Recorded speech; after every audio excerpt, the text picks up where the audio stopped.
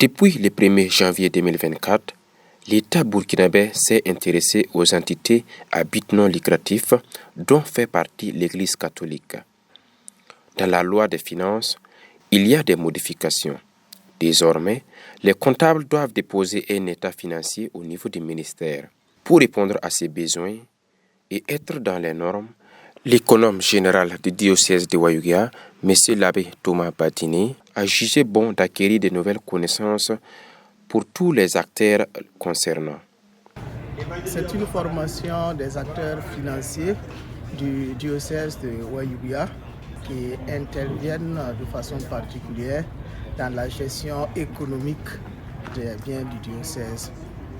Nous savons que depuis le 1er janvier 2024, est entré en vigueur dans l'espace OHADA, dont notre pays fait partie, un système comptable dit des entités but non lucratif. Et les organisations religieuses font partie de ce système-là.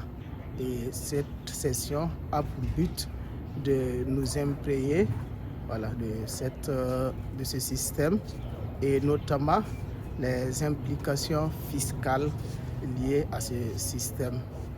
Dans la loi des finances, il y a eu beaucoup de demandes de modification et nous sommes là pour essayer de mettre au parfum tous les acteurs liés aux structures de l'Église pour cette formation qui a vraiment une importance capitale pour eux, vu l'entrée en vigueur d'un nouveau référentiel comptable qui les est applicable.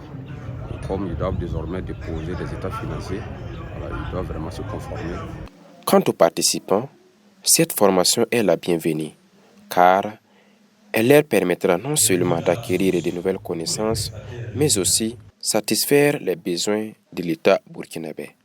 Cette formation, c'était d'abord pour nous initier à la fiscalité, vu qu'on travaille beaucoup avec les impôts, surtout avec l'argent. C'était pour nous initier. Pour moi, en tout cas, c'était une initiation. Et j'ai trouvé que c'était vraiment important. Durant la formation, on a appris beaucoup de notions. Alors, cette formation était la bienvenue pour nous, donc qui gérons les structures financières du diocèse et moi pour ce qui concerne le lycée. Donc, ça m'a permis d'avoir les outils nécessaires pour traiter tout ce qui concerne la question fiscale au niveau de l'établissement.